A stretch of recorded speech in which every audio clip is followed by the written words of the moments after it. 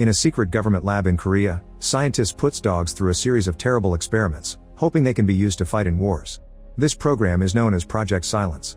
Meanwhile at the Department of Security, Secretary Young gives Deputy Director Cha some extra money as thanks for his support on his campaign. Later at home, Cha watches his daughter Kyungmin pack since she'll be leaving to study abroad. She packs her dead mom's book too and Cha scolds her, complaining about unnecessary weight. Kyungmin gets upset and reminds him it's the last existing copy before rushing to her room. In the evening, Cha takes Kyungmin to the airport. They stop at the gas station and after filling the tank, Cha tries to pay with his card but Joe tells him the reader isn't working and asks for cash. Cha notices that Joe has a master key and accuses him of being a tow truck driver pretending to be a clerk. Joe plays innocent and Cha leaves without paying, saying he'll bring the cash to the owner later. At the airport, sisters Miran and Yora aren't allowed to fly because Yora forgot to renew her passport. However, Yora blames Miran because she's her manager, meaning she'll miss her golf tournament. At that moment they're approached by Sunak who confuses Yora for her cousin. Her husband Byung-hak comes after her and Sunak is startled so she tries to cross the street, almost getting hit by a car. The others quickly pull her back before she gets hurt.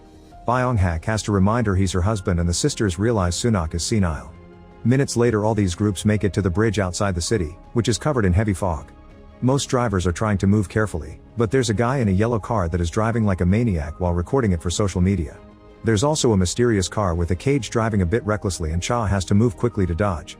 As the car passes next to them, Kyungmin sees a sad dog on its window. In another car, Dr. Yang is being transported to a lab by a couple of soldiers. The yellow car speeds up even more and almost crashes against another vehicle, so the driver makes it stop rather suddenly and the car ends up blocking part of the road.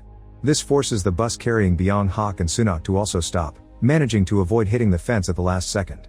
However, the other drivers aren't so lucky. A car crashes against the yellow one and this triggers a series of crashes that end up involving almost every vehicle on the bridge.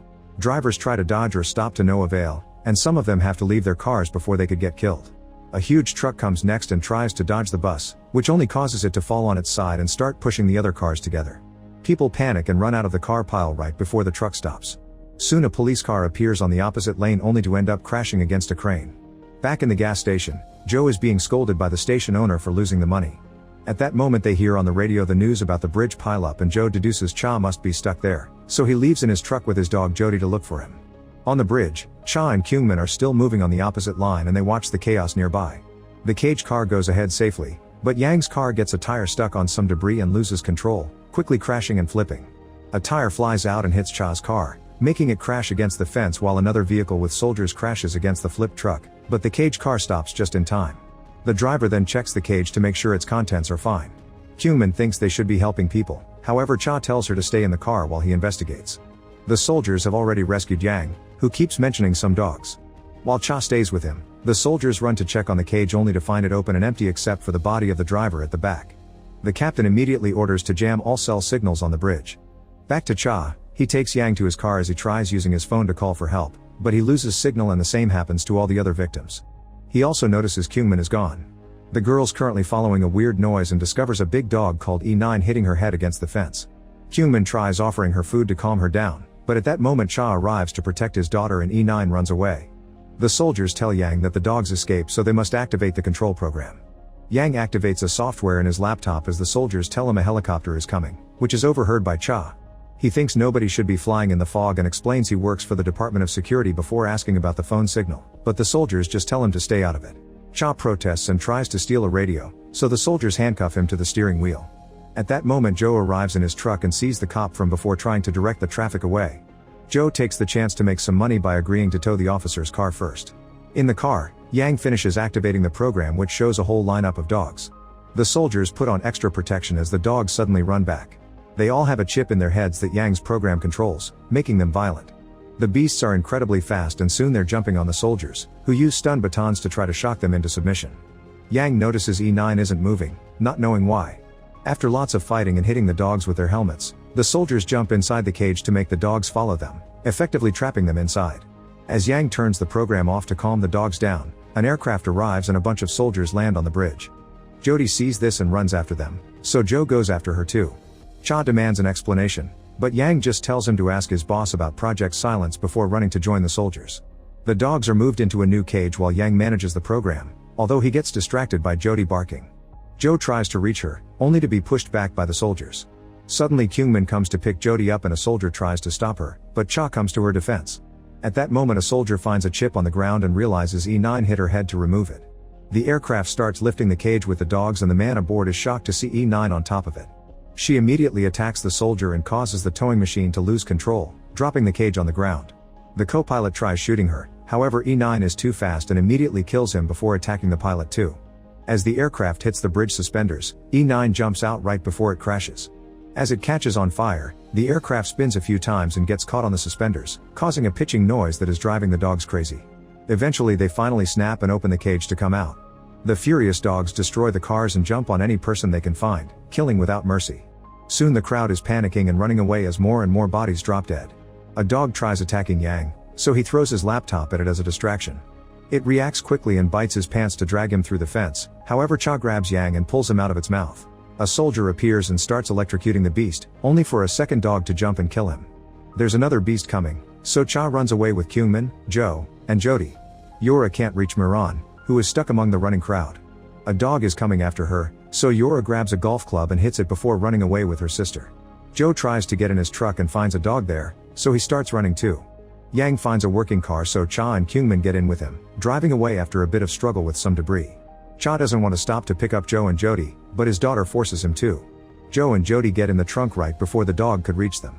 While other survivors rush to hide inside the bus, Cha's group moves ahead and watches how the aircraft stuck on the bridge finally explodes. Pieces start to fall and land in the middle of the bridge, causing flames to spread on the gas leaked by the truck and block the exit. The fire makes another car explode too and more debris flies off, breaking the window on Cha's car. He loses control of the vehicle and starts turning to avoid the flames, but they still crash against the fence. Meanwhile Jung is trying to send help, but helicopters can't fly to the fog and the bridge is too high for ships to reach it. However, he tells the reporters they're using all their resources for a proper rescue. Back to Cha, he takes Yang's radio and tries asking for help, but he gets no replies as another dog jumps on the car. The creature sniffs at the glass for a few seconds but gets bored and leaves. Then Yang explains he developed rescue dogs that respond to human voices, but the military made him reprogram them for hunting. This was a commission from the US and European countries, who wanted killer canines that could find and kill terrorists. They're trained to recognize their target's voice, but the project didn't go well and the dogs became too violent. They were on the bridge because the military was trying to dispose the failed samples.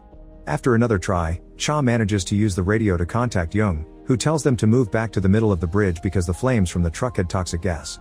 Cha tells Jung about Project Silence and how it involves the current minister, saying he has enough evidence to bring him down. However, Jung informs him that the project also involves their own department. At that moment a few dogs surround the car, but another explosion happens and the flames get even bigger, scaring the dogs away and causing smoke to get in the car. Luckily the bus comes over to help, so the group covers their faces and runs to join the other survivors. The bridge is starting to go down, so the bus immediately pulls back as the aircraft finally falls, causing the biggest explosion yet. The fire and the shockwave break the suspenders, making the middle of the bridge collapse. A bunch of cars fall into the sea but luckily the bus gets away just in time. Nearby, E9 has gathered her pack. Once things have calmed down, Cha introduces himself and explains the authorities are delayed because of the fog, but assures the survivors that rescue is coming. He also lies a lot, saying the phones are down because of the explosion and the dogs are the army's canine unit going through a bad case of rabies. People are skeptical, but Jo backs Cha's argument and everyone believes it. Then Jo finds an abandoned alcohol bottle and steals it before asking Cha to talk in private at the back. Jo wants the gas money and Cha surprises him by offering a juicy reward and a medal if he keeps his mouth shut. Minutes later a SWAT team descends on the bridge and go directly to the bus to evacuate, saying they haven't seen the dogs. Cha contacts Jung about the potential danger, but Jung insists the soldiers will protect them. The group starts crossing the bridge, noticing all the bodies on the ground. Suddenly Yang sees a dog running among the cars and steps back, accidentally activating a car's alarm. To their shock, more alarms start wailing around them and the soldiers move ahead to investigate, only to suddenly be ambushed by the dogs who had been triggering the alarms on purpose. The beasts are so smart that when they attack the soldiers they go for the guns first, causing them to fire at random and hurting some people in the process. Miran gets shot in the leg and Yora rushes to get between her and the dogs, using an object as a shield. While the soldiers are killed one by one, Sunak loses her sense of reality and tries to pet a dog, who throws her on the ground and hurts her before a bullet scares it away. Cha is also jumped on by a creature and holds it back while noticing Jo hiding under a car. Jody then starts barking and gets the dog's attention, so Jo runs away with her while Cha rushes to help his daughter. Kyungmin is pulling at her bag to get it back from a dog and Cha wants her to drop it, but she refuses because she wants her mom's book. Cha forces her to let go and drags her back, but when the dog tries to follow them, a soldier shoots it. Then another creature kills that soldier too. Afterward, Cha and Kyungmin run back to the bus, hiding in the luggage compartment. Unfortunately, Cha realizes his radio fell, so he comes out again. He quickly grabs the radio and takes the chance to get his daughter's bag and a flare gun. While waiting, Kyungmin watches a video of her mother reading the book to her in the hospital and misses his dad's smile. She's interrupted by Yang, who opens a hatch that takes them into the main part of the bus. Then Yang explains that E9 is the original dog, all the others are her clones. She sees them as her children, and during the experiments, she had to watch how the humans kept killing her puppies. What she's doing now isn't hunting, it's revenge. Meanwhile, Cha finds the remaining survivors hiding together inside a fallen truck. Only Joe, Jody, the sisters, and the elderly couple are left. Joe admits he's told them the truth about the dogs and Sunak is heavily bleeding. Cha lights some torches with a flare and shoots the other in the sky before calling Young, who sees the flames on the security cameras.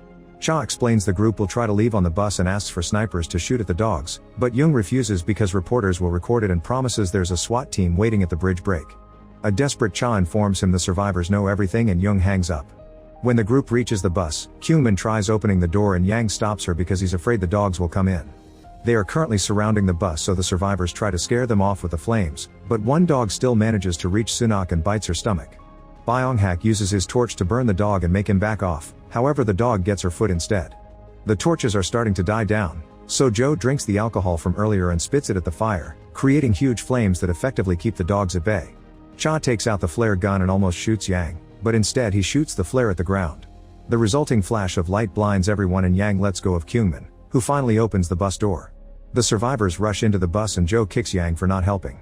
Then the group notices the bus has no keys, so they use Joe's master key to make it work. Meanwhile, Young cancels all conversations with the press and is losing support for his candidacy for president. He gets a message from the minister saying he gets to choose if saving the survivors or not. The bus reaches the bridge break and Cha tries contacting the SWAT team through the radio, but nobody answers.